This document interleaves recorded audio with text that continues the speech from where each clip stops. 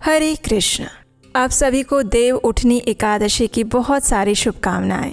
ये वही एकादशी है जो अत्यंत पावन है और जिस दिन 4 मास की योग निद्रा के बाद भगवान श्री हरि फिर एक बार पृथ्वी का संचालन अपने हाथों में लेते हैं और इसीलिए इसे देव उठनी एकादशी या देव उत्थान एकादशी कहते हैं।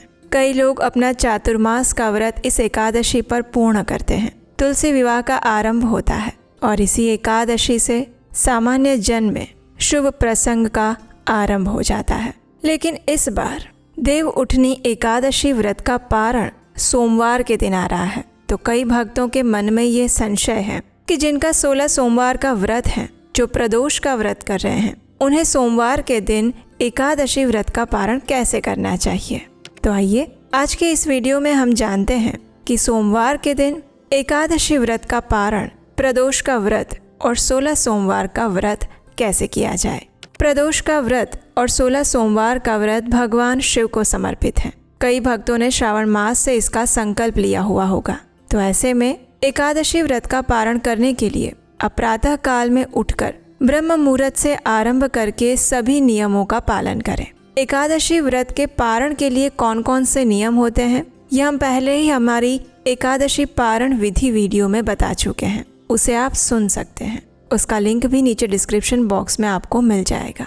शास्त्रों में बताए गए इन सभी नियमों का पालन करें। भगवान के लिए सात्विक अन्न भोग बनाएं, ब्राह्मण को भोजन करवाएं, यथाशक्ति दान दक्षिणा दें, आसपास के किसी मंदिर में जाकर भगवान को अर्पित वो अन्न भोजन अर्पित करें। ये सभी विधि संपन्न होने के बाद जब आपका स्वयं पारण करने का समय आता है, तो सबसे पहले भगवान श्री हरि से प्रार्थना करें।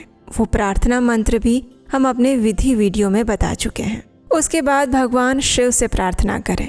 उन्हें विशेष रूप से प्रार्थना करते हुए ये कहें, हे भगवान शंभु, आपकी प्रसन्नता के लिए आज मैं 16 सोमवार का व्रत या फिर प्रदोष का व्रत करने जा रही हूँ।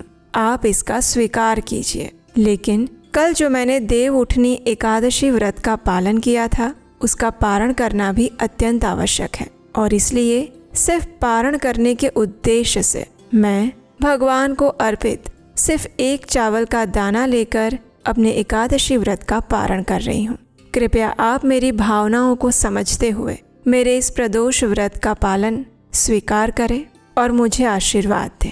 इस प्रकार भगवान श्री विष्णु और भगवान शिव से प्रार्थना करने के बाद आप चावल का एक दाना लेकर एकादशी व्रत का पारण कर सकते हैं और उसके बाद आपका जो प्रदोष व्रत है या फिर 16 सोमवार का व्रत है, उसे यथावत चालू रख सकते हैं। ऐसा करने से ना तो आपका एकादशी व्रत का पारण अधूरा रह जाएगा और ना ही आपका प्रदोष या सोमवार का व्रत खंडित होगा। तो इस प्रकार अपने प्रेम और भावनाओं को भगवान को समर्पित करते हुए इस एकादशी व्रत का पारण भी करें और उसी दिन प्रदोष व्रत और 16 सोमवार व्रत का पालन भी करें। आशा है ये जानकारी आपको उपयोगी लगी होगी।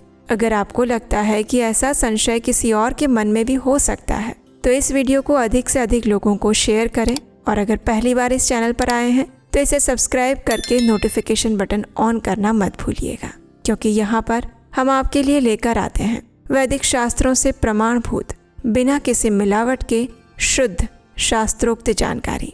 हरे कृष्ण।